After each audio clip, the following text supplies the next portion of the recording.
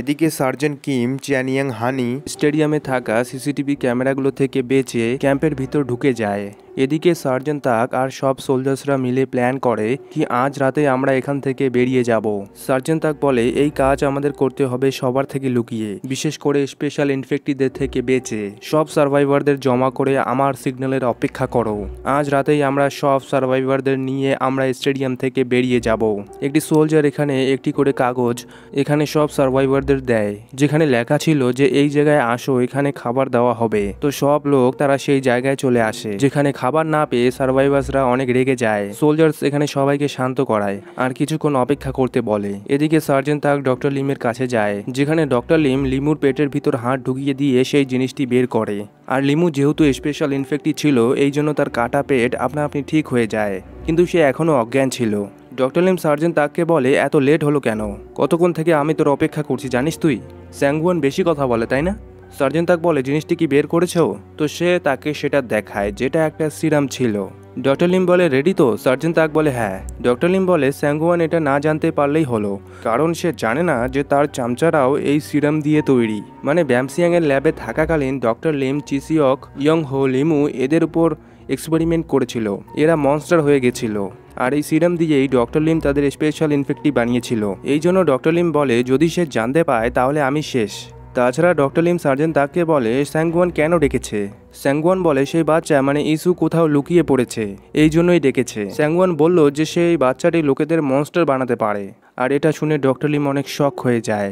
Doctor Lim বলে কি বললে? সার্জেন্ট তাক বলে কেন, তুমি জানো না? ডক্টর লিম বলে না তো, এটা কি সত্য? সার্জেন্ট তাক বলে হ্যাঁ। ডক্টর লিম বলে খুবই ভালো। সে একটু ভাবে আর ইঞ্জেকশন নিচে ফেলে দেয়।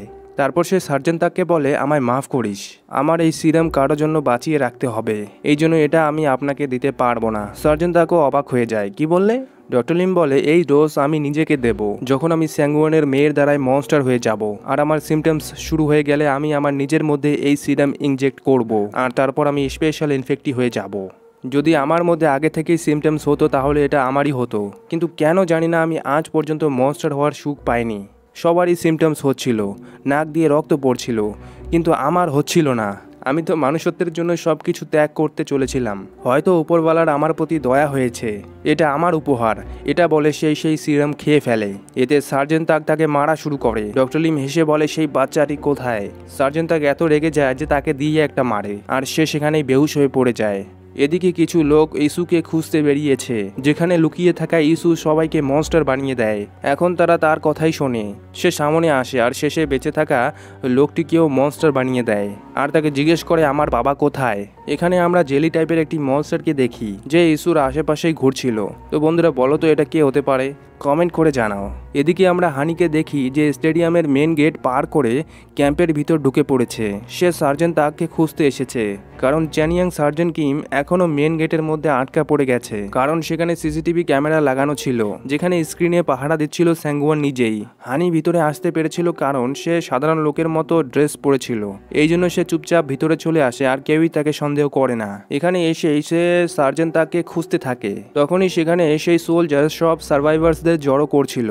সে সেখানে হানিকেও দেখে তাকে ডাকে। সে সেখানে গেলে সার্জেন্ট তাককে দেখতে পায় আর তাকে সার্জেন্ট কিম আর চ্যানিয়াং এর কথা বলে। এটা শুনে সার্জেন্ট তাক সোজা সিসিটিভি রুমে যায়, যেখানে স্যাঙ্গুয়ান বসেছিল। সার্জেন্ট তাক এখানে এসে স্যাঙ্গুয়ানের মনোযোগ নিজের দিকে করে। স্যাঙ্গুয়ান বলে আমি তো আমার বাচ্চাকে খুঁজতে বলেছিলাম, বাকিদের মতো তোমারও আমার অর্ডার ফলো করতে হবে। কিন্তু সার্জেন্ট তাক বলে তুমি আমার সিটে বসে আছো। স্যাঙ্গুয়ান হেসে বলে এই জায়গা এখন আমার। সার্জেন্ট তাক বলে আমি শুনলাম যে তুমি সেই বাচ্চার বডিতে যেতে চাও। স্যাঙ্গুয়ান বলে আমি জানি এটা কে বলেছে তোমায়। সার্জেন্ট তাক বলে সে তো তোমাকে তোমার চামচাদের ব্যাপারেও বলেনি। আর এই সুযোগে সার্জেন্ট কিম চ্যানিয়াং ক্যাম্পের ভিতরে চলে আসে। সার্জেন্ট তাক বলে তারা তোমার রক্ত দিয়েই তৈরি, হয়তো এই জন্যই তোমার চামচারা তোমার প্রতি এত অনুগত। আর এটা শুনে স্যাঙ্গুয়ান অবাক হয়ে যায়। সার্জেন্ট তাক বলে কেন, তুমি জানতে না?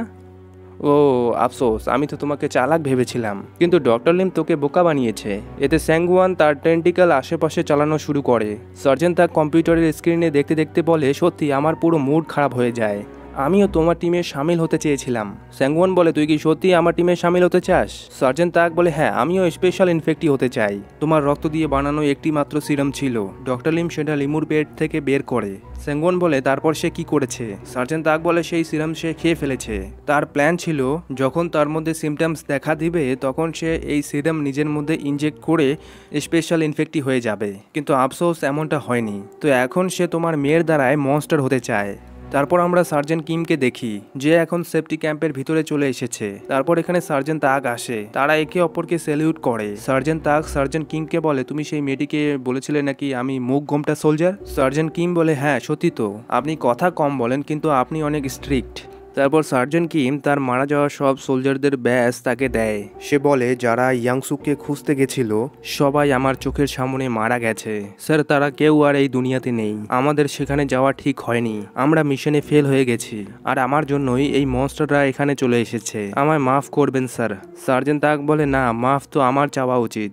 আমি তোমাকে অন্ধকারে রেখেছি, তোমাদের ব্যামসিয়াংয়ে যাওয়ার আগেই আমার সিমটমস শুরু হয়ে গেছিল। আমি এই জায়গাকে ভাঙতে দেখতে চাই না, এই জন্য আমি এটা সবার থেকে লুকিয়েছি। এটা শুনে সার্জেন্ট কিম অবাক হয়ে যায়। সার্জেন্ট তাক বলে কি মনে হয় আমি কেমন মনস্টার হব? কিম বলে একজন সোলজার সবসময় সোলজার হয়, হয় আমাদের মারবেন না হলে আমাদের বাঁচাবেন। সার্জেন্ট তাক বলে দোয়া করছি এমন কোনো হাতিয়ার হয়ে যায় যেন তোমাদের কাজে আসে। সার্জেন্ট কিম বলে তাছাড়া আপনার মনস্টার হওয়াতে আমি অবাক হব না, আপনি আমাদের কাছে শুরু থেকেই মনস্টার ছিলেন। সার্জেন্ট তাক এখানে হাসে। সার্জেন্ট কিম বলে দরকার পড়লে সেই মনস্টারের কাছেই আমরা সাহায্য চাইব। তো স্যার আপনি নিজের ভিতরে থাকা মনস্টারের সাথে লড়বেন, আমরা আপনার পাশে আছি, কারণ একজন সোলজার কখনোই হার মানে না। এতে সার্জেন্ট তাকের অনেক গর্ববোধ হয় সার্জেন্ট কিমের উপর। এদিকে আমরা হিউনসু, লিউন, মিস্টার লিকে দেখি যারা সেফটি ক্যাম্পের দিকে এগোচ্ছিল দ্রুত। সেখানে লিউন হঠাৎ করে অদ্ভুত অদ্ভুত আওয়াজ শুনতে পায়। সে চারিদিকে দেখছিল কিন্তু আশেপাশে তাদের কেউ ছিল না। হিউনসু তাকে ডাকে। এখানেই লিউন বুঝে যায় যে তার সিমটমস শুরু হয়ে গেছে, যখন তখন তার নাক দিয়ে রক্ত পড়তে পারে। হিউনসু তার কাছে যায়। লিউন মিস্টার লিকে বলে আমাদের সাথে আসার জন্য থ্যাংক ইউ। মিস্টার লি তাকে ইগনোর করে হাঁটা শুরু করে। তারপর লিউন বলে হিউনসু এই রাস্তা দিয়ে সোজা যাও, সেফটি ক্যাম্প আর বেশি দূরে নেই, সেফটি ক্যাম্প খুব কাছেই। হিউনসু বলে তুই ঠিক আছিস তো? কাঁধে নেব তোকে? লিওন বলে না, আমি আরাম করতে চাই, তারপর আমি নিজেই চলে আসব। প্লিজ যাও তুমি, তোমার সেখানে যাওয়া খুবই দরকার। সেখানে গিয়ংসু ও তার মাও আছে, তারা দুজন তোমাকে দেখে অনেক খুশি হয়ে যাবে। হিয়ংসু বলে তোমার কি হবে? লিওন বলে আমি যদি কখনো মিস্টার লি এর মতো হয়ে যাই তো প্লিজ আমায় ছাড়িস না, আমায় সব কিছু মনে করিয়ে দিতে থাকিস। যদি উল্টো পাল্টা কিছু বলি তাহলে খারাপ পাবি না তো? হিয়ংসু বলে তুই মিস্টার লিকে কিছু বলবি না? সে কিছুই বলে না। হিয়ংসু বলে আমি তাকে মনে করিয়েই ছাড়বো কি তার বোন তাকে কতটা ভালোবাসে। এরপর হিয়ংসুও এখান থেকে যায়। লিউন হেসে বলে অনেক বুঝতে শিখে গেছে। তারপর হিয়ংসু মিস্টার লি এর কাছে চলে আসে। মিস্টার লি বলে তার জন্য চিন্তা হচ্ছে তো তুই তার সাথে থেকে যা। হিয়ংসু বলে অদ্ভুত ব্যাপার যে তোমার হচ্ছে না, সে তো তোমার বোন। মিস্টার লি বলে সে তো তোমার গার্লফ্রেন্ড। তখন হিয়ংসু তার কলার ধরে। মিস্টার লি বলে কি হলো, খারাপ লাগছে? সে মনস্টার হতে যাচ্ছে। হিয়ংসু বলে তাহলে তুমিও জানো? মিস্টার লি বলে সে এখন সেফ আছে, এটা শুধু মনস্টার হওয়ার একটা প্রক্রিয়া, আর একবার মনস্টার হয়ে গেলে সে নিজের রক্ষা নিজেই করতে পারবে। হিয়ংসু বলে তোমার মধ্যে সত্যি ইমোশনস নেই নাকি নাটক করছো? নাটক করছো তাই না? মিস্টার লি বলে হিয়ংসু তুমি স্পেশাল ইনফেক্টিদের মারতে চাও কি না? হিয়ংসু বলে তার আগে তো আমি তোকে মারতে চাই। মিস্টার লি বলে মারো তাহলে। হিয়ংসু বলে তোমার না আসাই ঠিক ছিল, মরে যাওয়াই ভালো ছিল তোমার। মিস্টার লি বলে বললাম না আমি কখনোই মরবো না। হিয়ংসু বলে এখন যত বকবক করে নেওয়ার কর, কিন্তু একদিন এমন সময় আসবে যেদিন আমি তোকে তোর বোনের কাছে টেনে হেঁচড়ে নিয়ে যাব। এদিকে সেই সোলজার কিছু আওয়াজ শুনতে পায়। সে সেফটি ক্যাম্পের একটি গুপ্ত রাস্তায় যায়, যেখানে সে অনেকগুলো মানুষকে দেখে যারা মনস্টার হয়ে গেছে, মানে ইসু এদের মনস্টার বানিয়ে দিয়েছে নিজের রক্ষা করার জন্য। সেই মনস্টারগুলো সেই সোলজারের পিছন পিছন হাঁটতে থাকে, যা চিফ জি এর মেয়ে দেখে ফেলে। তার সাথে গিয়ংসু এর মাও ছিল, যারা গিয়ংসুকে খুঁজতে এখানে এসেছিল। তারা এদের দেখে অনেক ভয় পেয়ে যায়। তখনই ইসু সামনে আসে। গিয়ংসুর মা তাকে সাহস করে জিজ্ঞেস করে তুমি গিয়ংসুকে দেখেছো? তুমি কি জানো গিয়ংসু কোথায়? ইসু তাকে মনস্টার বানানোর জন্য তার দিকে হাত বাড়ায়। তখনই সেই জেলি টাইপের মনস্টার এসে তাকে আটকায়। ইসু বলে ছাড়ো, এই মহিলা তো তোমাকে চিনতেও পারছে না। তখন গিয়ে গিয়ংসুর মা বুঝতে পায় যে এই জেলি টাইপের মনস্টারই হলো গিয়ংসু।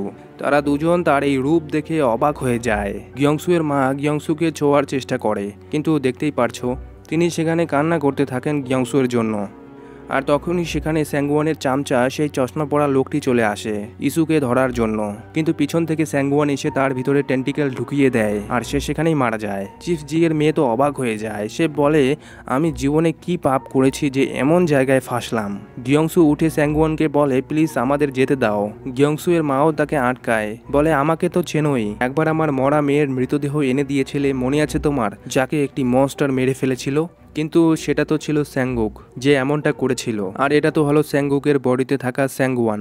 স্যাঙ্গুয়ান ইসুকে বলে, তো দেখো পালানোর শাস্তি কি হতে পারে। সে তার টেন্টিকেল সবার আড়পার করে দেয় গিয়ংসু এবং গিয়ংসু এর মায়ের। গিয়ংসু এর মা সেখানেই মারা যায়।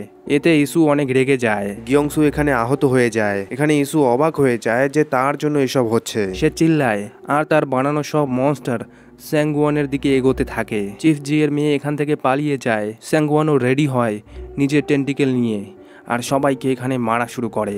তার টেন্টিকেল সবগুলো মনস্টারের আড়পার করে দেয়।